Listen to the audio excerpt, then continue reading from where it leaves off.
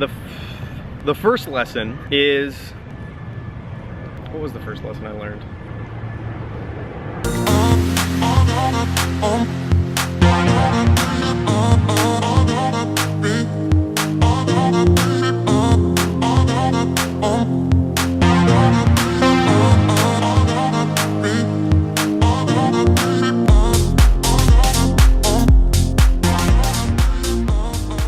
What's up guys? Hey, it's Colin here, and today I wanted to talk about the 7 things I learned from 150 random street approaches, or what I like to call the rejection challenge that I did. This was 2 years ago, and I did this because I needed a wake-up call, or I sort of needed a jarring, I needed a pattern interrupt, a big one for my life. And I'd been, lo and behold, unknowingly, unbeknownst to me, I'd been going through my life and had this underlying fear of being rejected or fear of failure. And I wasn't aware of this fear at the time until I woke up one day, and at the time my girlfriend had broken up with me, and I didn't really have anything going for me in my life, and I was afraid of going for what I really wanted. And it was kind of all this stuff came in and happened all at once, and I at the time was really bummed out because I had just been dumped. And so I reached out to a friend of mine, and he was kind of a wiser dude in these matters. And you know, he pointed out to me that the reason that all this stuff wasn't, like I wasn't able to go for what I wanted in life, and how I was living a pretty small existence, was my fear of rejection. It was my fear of failure. So I decided, I was like, oh my gosh, I'll do anything to change. So I decided that in lieu of being, recently single, that I was going to take on being, going out and getting rejected by asking strangers out. And I actually got this idea from the 4-hour work week. And so I devised this plan, we devised this plan, that I would ask out 5 girls on the street every day for 30 days in a row, for a total of 150 potential rejections. And it was, and not only, I knew that I couldn't do this by myself. So what I had to do was I had to make this kind of public. So what I did was I made a Facebook video, and telling you everything I'm telling you now, like why I was in the place I was in. I was bartending for a career, and I wasn't happy in my life, and I was single, and blah blah blah. And I was afraid of talking to girls that I was attracted to.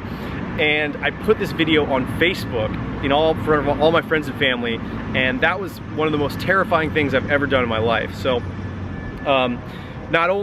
so now that I was committing to doing this for 30 days in a row, so not only was I having to talk to all these women on the street and ask them out, I was also having to do this and make a video every day for all my Facebook friends to see. So that's how it all started, and it was an incredible experience. I grew a ton, I fulfilled on it, and a lot of things shifted in my life. And I learned 7 really solid lessons from this. For anyone at home who's watching this, who wants to have a breakthrough in courage or in dating or whatever it is, there's 7 lessons here that I think you can take away from this. So the first lesson I learned is that you really have to develop a connection before you ask for her phone number or something like that, because otherwise you're just literally asking for a rejection, which in my case I was doing, and that's why I got rejected so many times out of that. It was mostly people who had boyfriends or said they weren't interested or whatever. So you really have to develop a connection. So you want to frame it that this person's attractiveness is an invitation to talk to her. It does not mean that you are fully invested in them yet. And that's what asking for their phone number right away is saying, is that if I ask for her phone number, that I'm saying that I am fully invested in you just because you're attractive, and I only value that quality about you. First of all, it's kind of a turnoff for people to only be valued for their attractiveness. People want to be more, they want you to get, especially I think attractive girls want you to get to know them on like their personality level. Because for one, if you're only valuing for their attractiveness, then one, it makes you kind of shallow, and two, it makes you untrustworthy, so that anyone that comes along who is also attractive that you'll run off with just because they're interested in you and they're attractive. And another reason is that it shows that you aren't interested in, you don't actually value yourself in your own time. Because if you are immediately interested in somebody just because of the way they look, then you're willing to sacrifice total incompatibility just for the way that you think that they will make you feel because of the way they look. So what you want to do is really develop a connection, and you actually want to genuinely do this for yourself, not just so they'll respond in kind to you. So you actually want to like make an effort to find out who they are and establish a connection, one for yourself, but also because it's going to be more attractive, and then the person is going to remember you a lot more after that. So the second thing that I learned was that by doing this experiment, exercising my courage created this immense sense of aliveness. It was unlike anything I've experienced in a long time, and it was so rewarding and fulfilling. How it worked was that every day I would wake up in the morning, it didn't matter if it was day 1 or day 20, and I would just have this pit in my stomach and just be so scared really of what I had to face during the day. And when I went through, and then I would, my first, approach would be the hardest one for the day, and it would almost be like I was starting over. So even on day 10 and day 15, the first one of the day was almost as hard as the first one I ever did. And yet once I did it, I had this, I immediately felt alive. Whether it went bad or good, it was like, yes, I did this. I exercised some courage, I faced a fear.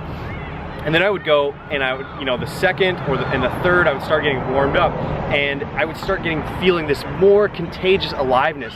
By the fourth and the fifth person that I approached, it was like rejection wasn't even a possibility. You couldn't possibly reject me. Even if they said no, it was like I was so alive and kind of like felt I was so free and sort of out of my head and in the moment that everyone was having a good time. It didn't matter if it was like it was almost like that.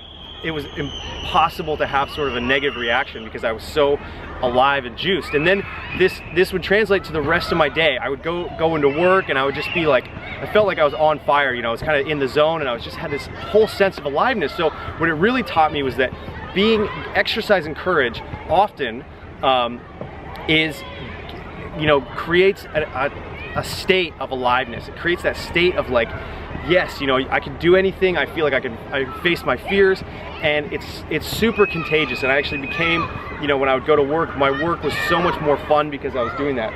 And people enjoyed being around me, and I became more of a magnetic person just because I was exercising courage. So if you want to have that state of aliveness, you actually can exercise courage in any sort of ways, whether it's giving a public talk, through Toastmasters or something, or whatever. Just exercising some level of courage, even if it's smiling or saying hi to a stranger. It's like after you do that, you feel alive, even if the interaction goes terrible, which is it's amazing. It's like, okay, I survived that.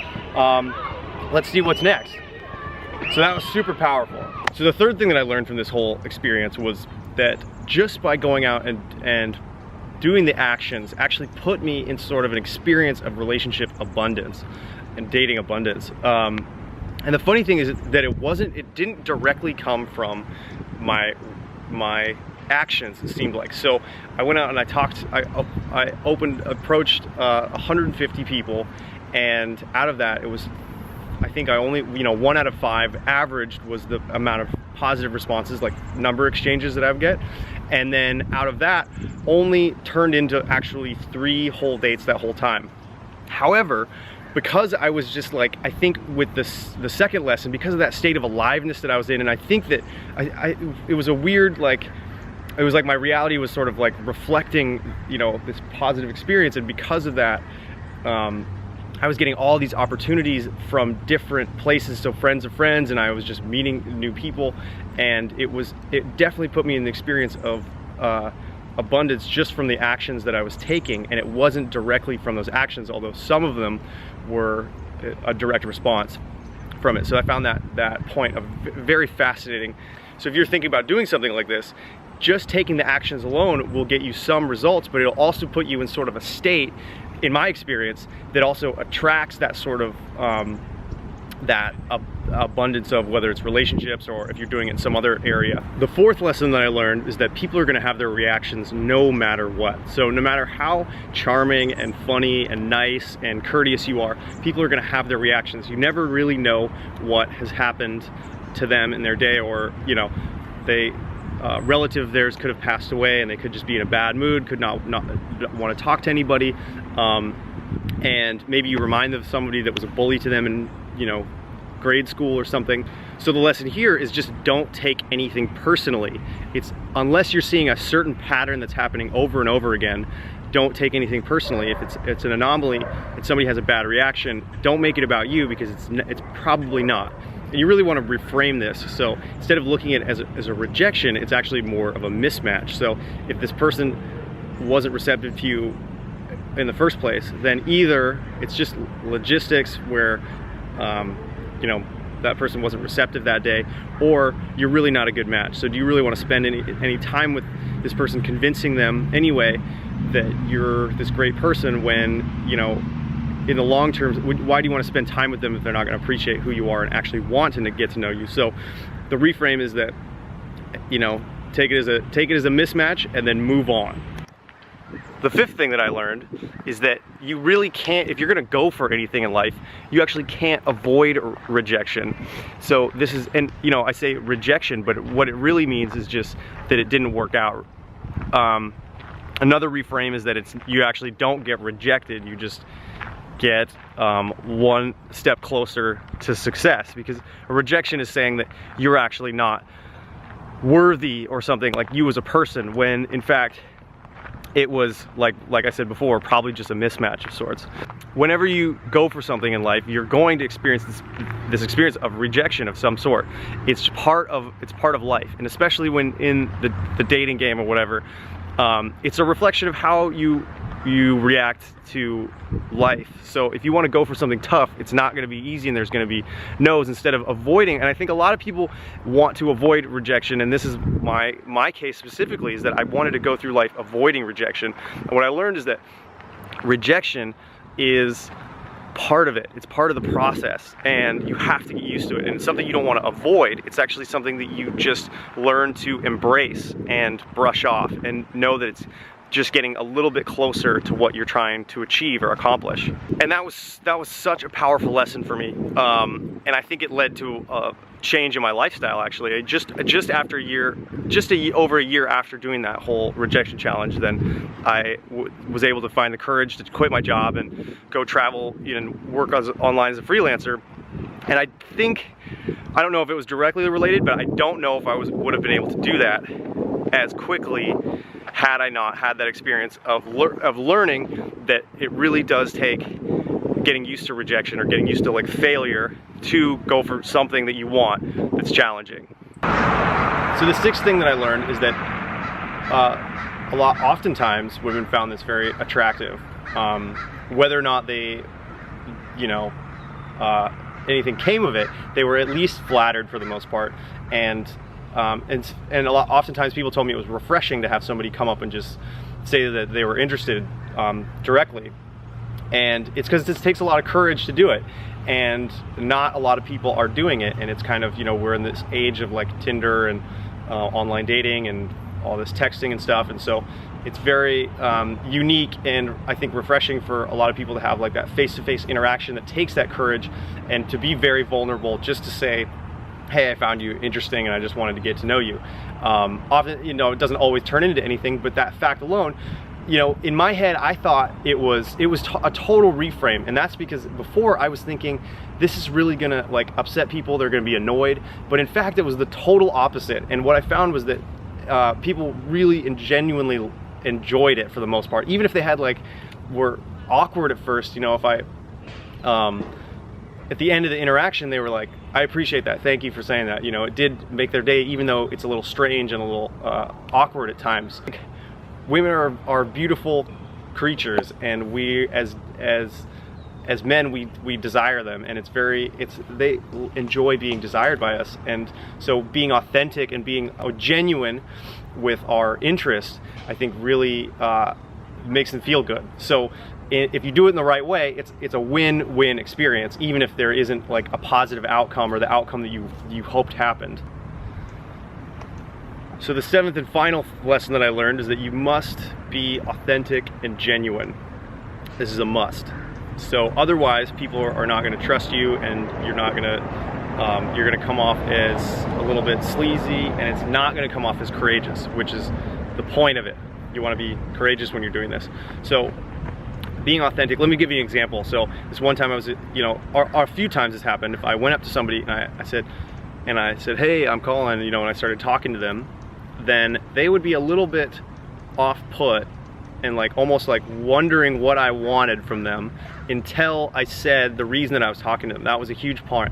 Saying, you know, hey, I thought you were interesting, or I thought you were attractive and I wanted to come talk to you.